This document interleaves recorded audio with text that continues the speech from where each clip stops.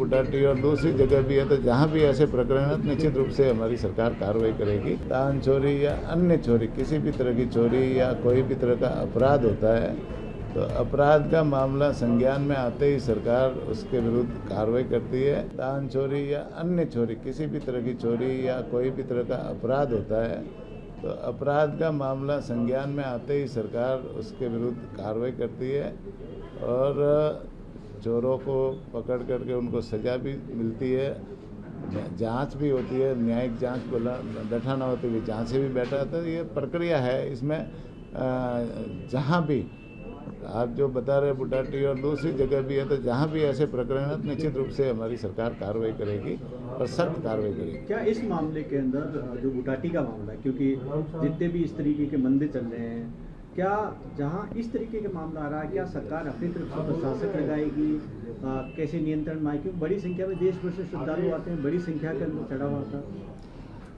निश्चित रूप से राजस्थान में जैसे 593 मंदिर हमारे देवस्थान विभाग के हैं, जिनमें सारी व्यवस्थाएं हमारा विभाग करता है। पुजारी की तनख्वाह से लेकर के वहाँ भोग राग से लेकर के वहाँ साफ सफाई और वहाँ की व्यवस्था, पूजा पाठ की व्यवस्था, सारी की सारी व्यवस्था विभाग करता है। बाकी करोड़ों मंदिर राजस्थान में है, देश भर में भी है। उनकी राजस्थान में जितने मंदिर हैं वहाँ पर कोई न कोई उनका ट्रस्ट बना हुआ है, कोई संस्थाएं बनी हुई है, कोई समितियां बनी हुई है, गांव वाले जो है ना NGO बने हुए हैं, तो वो सारे मिल कर के उनका मंदिरों का संचालन करते हैं, जन सहयोग से संचालन करते हैं। और कई मंदिर उनमें देवस्थान विभाग में रजिस्टर्ड भी है और जो रजिस्टर्ड मंदिर है उनकी शिकायत हमारे पास आने पर निश्चित रूप से हम उनके विरुद्ध में जांचें भी करवाते हैं। जांचें करवा करके कोई ऐसे मामले हो तो ट्रस्टों को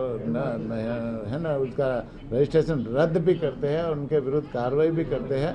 साथ ही साथ में कई मंदिर ऐसे भी है जो रजिस्टर्ड नहीं है, उनका भी प्रशासनिक स्तर पर SDO उनका जो अधिकारी होता है, SDO उनकी जांच करता है, उनकी निगरानी में वो मंदिरों की देखरेख होती है। तो निश्चित रूप से वहाँ SDO या कलेक्टर के पास में भी कोई शिकायतें आती है तो वो भी उनकी जांचें करवा करके उनके विरुद्ध कार्रवाई करते हैं। तो निश्चित रूप से ऐसे मामले हैं ना, मंदिरों के मामले में हमारी सरकार सख्त है, किसी तरह से लापरवाही नहीं हो, किसी तरह से दुरुपयोग नहीं हो। हमारे जो यात्री मंदिरों में जाते हैं उनको पूरी की पूरी सुविधा मिले, उनको किसी तरह का कष्ट न हो। बड़े मंदिर है, बड़े मंदिरों में निश्चित रूप से हमारे अधिकारी भी हम लगाते हैं, प्रशासनिक सुविधाएं भी देते हैं, व्यवस्थाएं भी देते हैं। अन्य मंदिरों में जहाँ जहाँ मंदिरों में कोई कार्यक्रम होते हैं तो वहाँ पर जैसे परमिशन लेकर के बड़े आयोजन करने की नियमानुसार नियम है और उसी के तहत वो परमिशन दे करके वो कार्रवाई उनका आयोजन किया जाता है। तो इसमें सारी व्यवस्था प्रशासन की तरफ से पूरी व्यवस्था रहती है। इसमें SDM ने कलेक्टर को लेटर लिखा पूरे दान चोरी के मामले में, क्या रिपोर्ट मांगेंगे? अभी कलेक्टर से कोई इस संबंध में मेरी बात नहीं हुई है, लेकिन निश्चित रूप से विषय की जानकारी पूरी लेंगे और पूरी लेकर के निश्चित रूप से जो दोषी है दोषियों के विरुद्ध कार्रवाई करेंगे। दोषी पाए जाते हैं तो करेंगे कार्रवाई। SDM ने कलेक्टर को जो लेटर लिखा उसमें ये भी बात कही है कि फॉरेंसिक जांच इस मामले की होनी चाहिए, अब तक FIR दर्ज नहीं हुई, तो FIR दर्ज होगी इस प्रकरण में? निश्चित रूप से इस मामले के पूरी तह तक जाएंगे, पूरी रिपोर्ट कलेक्टर से लेंगे, लेने के बाद में ही मैं बता पाऊंगा कि इसमें क्या आगे कार्रवाई होगी।